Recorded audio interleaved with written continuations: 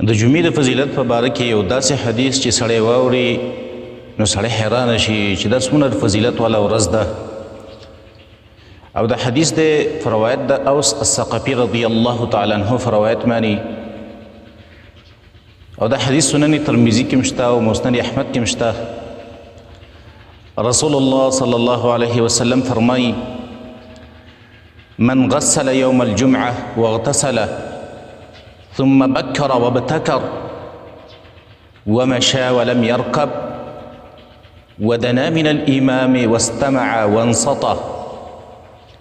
څوک د جمعې په ورځ باندې یو پنځه کارونه وکړي، یو غسل وکړي او ښه پوره غسل وکړي، کامل غسل وکړي،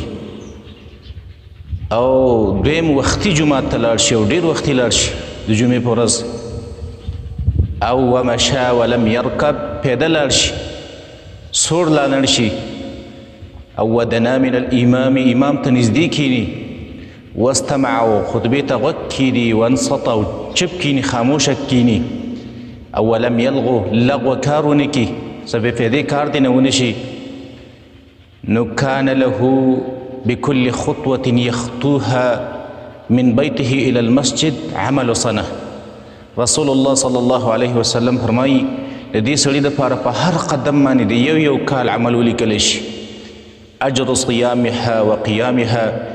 په یو قدم باندې د یو کال روجي او د یو کال قیام اللیل